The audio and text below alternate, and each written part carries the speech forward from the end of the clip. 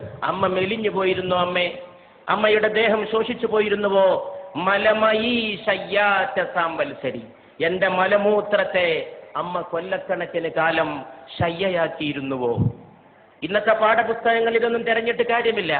ഇന്നത്തെ വിദ്യാഭ്യാസത്തിൽ a+b²=a²+b²+2ab എന്ന് പഠിപ്പിക്കുന്ന തിരക്കിൽ അമ്മയാരെന്ന് പഠിപ്പിച്ചു കൊടുക്കാൻ ഒരു സംവിധാനവുമില്ല. അതുകൊണ്ട് അമ്മയെ വീടുകളിൽ നിന്ന് ആട്ടിപ്പുറത്താക്കുന്നവരൊക്കെ വിവരമില്ലാത്തവരും വിദ്യാഭ്യാസമില്ലാത്തവരുമാണെന്ന് ധരിക്കണ്ട. അവരൊക്കെ വലിയ ബഹുമതികളുടെ അക്ഷരക്കൂട്ടങ്ങളെ സ്വന്തം പേരിന്റെ അകമ്പടി ചേർത്ത് എഴുതി വെക്കുന്നവരും ബിരുദ കൂമ്പാരങ്ങളിൽ ജീവിക്കുന്നവരുമാണ്. പക്ഷെ അമ്മയെ തിരിച്ചറിയാൻ വേണ്ടത് വേറെ ഒരു ജ്ഞാനമാണ്, സ്നേഹത്തിന്റെ ഒരു ജ്ഞാനമാണ്. അമ്മ വീണ്ടും നിർബന്ധിച്ചപ്പോൾ ശങ്കരൻ ഒരു ശ്ലോകം ചൊല്ലി തന്റെ അമ്മക്ക് നന്ദി പറയുകയാണ് ചെയ്തത്. നമസ്തേ നമസ്തേ ജഗന്നാഥ വിഷ്ണു, നമസ്തേ നമസ്തേ ജദാ ചക്രപാണേ, നമസ്തേ നമസ്തേ പ്രപന്നാർത്തിഹാരിൻ, സമസ്താപരാധം ക്ഷമസ്വാഖിലേശം, മുഖേ ചന്ദ്രഹാസം നഖേ ചന്ദ്രഭാസം, കരേചാരു ചക്രം സുരേഷാഭിവന്ദ്യം, ഭുജംഗേ ശയാനം ഭജേ പത്മനാഭം എന്ന് മകൻ ചൊല്ലുമ്പോ അമ്മയുടെ രണ്ട് കണ്ണിൽ നിന്നും കണ്ണുനീരിന്റെ പ്രവാഹമായിരുന്നു. അങ്ങനെയാണ് ആര്യാമ്പ കണ്ണടച്ചത് എന്ന് ചരിത്രം നമ്മോട് പറയുന്നു. പ്രവാചകൻ മുഹമ്മദ് നബി സല്ലല്ലാഹു അലൈഹി വസല്ലമയുടെ മുമ്പിൽ ചെന്ന് ഒരു ശിഷ്യൻ ചോദിച്ചു, ഞാൻ ആരോടാണ് ഏറ്റവും കൂടുതൽ നന്ദി കാണിക്കേണ്ടത്? ദൈവദൂതനായ മുഹമ്മദ് നബി സല്ലല്ലാഹു അലൈഹി വസല്ലം മറുപടി പറഞ്ഞു, നിന്റെ മാതാവിനോട്. ചോദ്യകർത്താവ് ചോദിച്ചു, പിന്നെ ആരോട്? രണ്ടാമത്തെ ആൾ ആരാണെന്നാണ് ചോദ്യകർത്താവിന് അറിയേണ്ടത്. പക്ഷേ അവിടുന്ന് പറഞ്ഞു, നിന്റെ മാതാവിനോട്. പിന്നെ ആരോട് എന്ന് ചോദിച്ചപ്പോൾ വീണ്ടും പറഞ്ഞു, നിന്റെ മാതാവിനോട്. നാലാമതും ചോദ്യകർത്താവ് ആവർത്തിച്ചു, ഇനി ആരോടാണ് നന്ദി കാണിക്കേണ്ടത്? അപ്പോൾ പറഞ്ഞു, പിതാവിനോട് എന്ന്.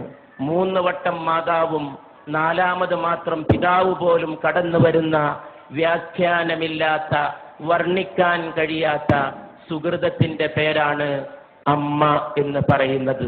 ഒരു കുഞ്ഞ് ജന്മം പ്രാപിച്ച് കുഞ്ഞിനെ അമ്മ മടിയിലിരുത്തി കുഞ്ഞിന്റെ ചുണ്ടിൽ, നമ്മുടെയൊക്കെ ചുണ്ടിൽ ആദ്യത്തെ ദാഹം വൈദ്യുതി തരംഗം പോലെ ത്രസിക്കുമ്പോൾ, അതൊരു ഇലക്ട്രിക് വേവ് പോലെയാണ് ആദ്യത്തെ ദാഹം. ആ ആദ്യത്തെ ദാഹം വൈദ്യുതി തരംഗം പോലെ നമ്മുടെ ചുണ്ടിൽ ത്രസിക്കുമ്പോൾ മാതാവ് തന്റെ നെഞ്ചത്തെ അമൃത കുംഭങ്ങളോട് തന്റെ മോനെ ചേർത്ത് പിടിക്കുന്നു. ചുണ്ടിന്റെ വൈദ്യുതിയുടെ ആദ്യ ദാഹം ത്രസിക്കുന്ന ആവേശത്തോടെ മാതാവിന്റെ ശരീരത്തോട് ചേരുമ്പോൾ അമ്മയുടെ ശരീരത്തിന്റെ ഓരോ സിരകളും ചേർന്ന് പാടുന്ന ഒരു സംഘഗാനമുണ്ട്.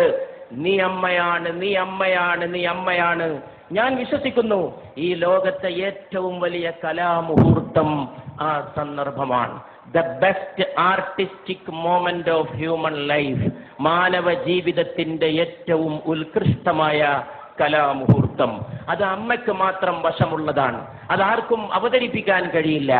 ആ അമ്മയെ ആട്ടിപ്പുറത്താക്കുമ്പോൾ ഈ ലോകത്തെ ഓരോ മനുഷ്യനും ചിന്തിക്കാൻ കഴിയട്ടെ, 9.5 മാസത്തോളം നീ നിന്റെ മാതാവിന്റെ ഗർഭാശയത്തിൽ കഴിഞ്ഞ സമയത്ത് നിന്റെ ശരീരത്തിന് വേണ്ട ഊർജം നൽകാൻ, ആഹാരം നൽകാൻ അമ്മയുടെ ശരീരത്തിൽ നിന്നൊരു കേബിൾ വയറിട്ട് നൽകിയിരുന്നു നിന്റെ ദേഹത്തേക്ക്. ആ കേബിൾ വയറിലൂടെ നിനക്ക് ആഹാരം നൽകിയിരുന്നു, അന്നം നൽകിയിരുന്നു. അതിലൂടെയാണ് നീ ശ്വസിച്ചത്, അതിലൂടെയാണ് നീ പോഷകാംശം സ്വീകരിച്ചത്. നീ ജനിച്ചു വളർന്ന് വലിയ ആളായി ആകാശം മുട്ടുന്ന രീതിയിൽ വളർന്നപ്പെടും. നിന്റെ മാറത്ത് ദൈവം അതിന്റെ ഒരു മുദ്ര ബാക്കിയുണ്ടാകണമെന്ന് തീരുമാനിച്ചു. അതാണ് പൊക്കിൾ കുഴി. മാതാവിനെ ചവിട്ടാൻ കാലോങ്ങുന്നവന്റെ മാറത്തിരുന്ന് ഈ മുദ്ര തേങ്ങണം. ആ മുദ്ര മരിക്കുന്നവരെ, 9.5 മാസത്തെ ജീവത്യാഗത്തിന്റെ മുദ്ര, മനുഷ്യൻ മരിക്കുന്നവരെ അവന്റെ മാറത്ത് കിടക്കണം എന്ന് സർവേശ്വരൻ തീരുമാനിച്ചിരിക്കുന്നു. അച്ഛന്റെ മുദ്ര പോലും വേണമെങ്കിൽ ശരീരത്തിൽ നിന്ന് മാറ്റിയേക്കാം. മാതാവിന്റെ മുദ്ര എന്ന പൊക്കിൾ കുഴി മാറ്റാൻ ഈ ലോകത്ത് ഒരു ശസ്ത്രക്രിയ കൊണ്ടും സാധ്യമല്ല. അത്ര വലിയ അടയാളമായി അത് ജ്വലിച്ചു നിൽക്കുകയാണ്. ഈ നാട്ടിക കടപ്പുറത്ത് തടിച്ചുകൂടിയ സഹോദരങ്ങൾക്ക് മുമ്പിൽ എന്റെ വാക്കുകൾ അവസാനിപ്പിക്കുമ്പോൾ എനിക്കൊന്നേ പറയാനുള്ളൂ, ഈ ലോകത്തിന്റെ ഇന്നത്തെ ഏറ്റവും വലിയ പ്രശ്നം ഏതാണ്? ഒരുപാട് പ്രോജ്വലമായ കലാമുഹൂർത്തങ്ങൾ നമ്മുടെ നാടിന് സമർപ്പിച്ച് ഈ നാടിന്റെ കലാഹൃദയത്തെ ത്രസിപ്പിച്ച മോഹൻലാലിന്റെ സാന്നിധ്യത്തിൽ സത്യൻ അന്തിക്കാടിനെ പോലെ ഒരു നിമിഷത്തെ സ്നേഹത്തെ, ഒരു യുഗത്തേക്ക് പ്രസരിപ്പിച്ച ഒരു തൂലികാകാരന്റെ സാന്നിധ്യത്തിൽ, കേരളത്തിന്റെ ഗ്രാമങ്ങളിൽ മുഴുക്കെ മുഴങ്ങിയ കൈതപ്രത്തിന്റെ സ്നേഹഗാനത്തിന്റെ സാന്നിധ്യത്തിൽ, ഒരുപാട് കുടിലുകളിൽ കഞ്ഞിയില്ലാത്തവന് കഞ്ഞി എത്തിച്ചു കൊടുത്ത് ഒരുപാട് മലയാളികൾക്ക് തൊഴിൽ നൽകിയ, സ്നേഹത്തിന്റെ പുതിയ വ്യാഖ്യാനം തീർത്ത യൂസഫ് അലി സാഹിബിന്റെ സാന്നിധ്യത്തിൽ, ഇവിടെ ഈ മഹാസ്നേഹ സമ്മേളനം സംഘടിപ്പിച്ച, അതിനുവേണ്ടി ത്യാഗം ചെയ്ത എന്റെ പ്രിയ സ്നേഹിതൻ, സ്നേഹത്തിന്റെ പ്രതാപം പോലെ ജ്വലിക്കുന്ന പ്രതാപന്റെ, അദ്ദേഹത്തിന്റെ സുഹൃത്ത് റഷീദിന്റെ, അവരുടെയൊക്കെ സഹപ്രവർത്തകരുടെ സാന്നിധ്യത്തിൽ ഞാൻ ചോദിക്കുന്നു. ഇവിടെ ചോദിക്കേണ്ട ചോദ്യം അതാണെന്ന് വിശ്വസിക്കുകയും അതിന് ഉത്തരം നൽകാൻ ശ്രമിക്കുകയും ചെയ്തുകൊണ്ട് ഞാൻ എൻ്റെ വാക്കുകൾ അവസാനിപ്പിക്കുകയാണ്. ഏതാണ് ഈ ലോകത്തിന്റെ ഏറ്റവും വലിയ പ്രശ്നം? അത് ദാരിദ്ര്യമല്ല. ഇഷ്ടം പോലെ പട്ടിണി ഇന്നും ലോകത്തുണ്ട്. എൻ്റെ അടുത്തൊരു ചെറുപ്പക്കാരൻ വന്നിരുന്നു, ഒട്ടകത്തിന്റെ മലദ്വാരത്തിലേക്ക് വായ ചേർത്ത് നിൽക്കുന്ന ഒരു സുഡാനീസ് ബാലന്റെ ചിത്രവുമായിട്ട്. ഒട്ടകം വിസർജിക്കുന്നതിന് വേണ്ടി ആ വിസർജ്യം ആഹരിക്കാൻ കാത്തു നിൽക്കുകയാണ്. ദാരിദ്ര്യത്തിന്റെ പരമകാഷ്ഠ, ഒട്ടകത്തിന്റെ മലദ്വാരത്തോട് വായ ചേർത്ത് വെച്ച് നിൽക്കുന്ന സുഡാനിലെ ബാലൻ. എന്നിട്ടും ഞാൻ പറയുന്നു, ദാരിദ്ര്യമല്ല ഈ ലോകത്തിന്റെ പ്രശ്നം. ഈ ലോകത്തിന്റെ പ്രശ്നം ഇന്ന് ഒരുപാട് നിരക്ഷരരുണ്ടെങ്കിലും നിരക്ഷരതയുമല്ല ഈ ലോകത്തിന്റെ പ്രശ്നം എന്ന് ഞാൻ പറയുന്നു. ഈ ലോകത്തിന്റെ ഏറ്റവും വലിയ പ്രശ്നം തൊഴിലില്ലായ്മയല്ലെന്നും ഞാൻ പറയുന്നു. ഈ ലോകത്തിന്റെ പ്രശ്നം സ്നേഹശൂന്യതയാണ്. അതിൽ നിന്നാണ് വർഗീയത ഉണ്ടാകുന്നത്, അതിൽ നിന്നാണ് ഭീകരവാദം ഉണ്ടാകുന്നത്, അതിൽ നിന്നാണ് തീവ്ര സങ്കല്പങ്ങൾ ഉണ്ടാകുന്നത്, അതിൽ നിന്നാണ് മാതാവിനെ ആട്ടിപ്പുറത്താക്കാനുള്ള അവസരമുണ്ടായിത്തീരുന്നത്, അതിൽ നിന്നാണ് അച്ഛനെ അവഗണിക്കാൻ തോന്നുന്നത്. മാതാവിന്റെ കാൽച്ചോട്ടിലാണ് സ്വർഗം എന്ന് പ്രവാചകൻ പറഞ്ഞു. മാതാപിതാക്കൾക്ക് പ്രായമെത്തിയാൽ അവരോട് ഛെ എന്ന വാക്ക് പോലും പറയരുത് എന്ന് ഖുർആൻ വിലക്കി. ഛെ എന്ന ഒരു വാക്ക് മതി വേദനിപ്പിക്കാൻ. നീ നിന്റെ അച്ഛനെ തൊഴിക്കണമെന്നില്ല, ഒരു വാക്ക് മതി വേദനിപ്പിക്കാൻ. വാക്കുകൊണ്ട് പോലും നീ അവരെ വേദനിപ്പിക്കരുത്.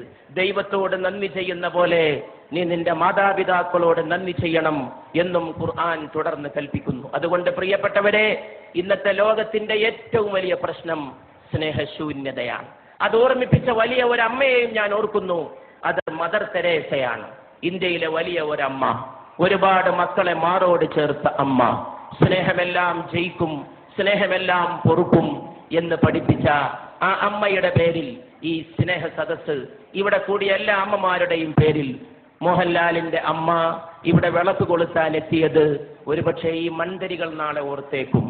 കാലങ്ങൾ കഴിഞ്ഞ് ഈ അമ്മമാർ വീട്ടിലേക്ക് പോയാലും നാളെ വൃദ്ധസദനങ്ങൾക്കെതിരായ ഒരു താക്കീതായി, ഇരുട്ടത്തൊരു കിരണമായി, ഒരു ഉൽഫുല്ല ബാലരവിയുടെ അരുണോദയ കിരണമായി, സ്നേഹനിരാസത്തിന്റെ അന്ധകാര സീമകളിലേക്ക് അടിച്ചു വീശുന്ന സ്നേഹപ്രകാശത്തിന്റെ ജ്വാലയായി ഈ തിരി എന്നും കത്തിയെരിഞ്ഞു എന്ന് വന്നേക്കും.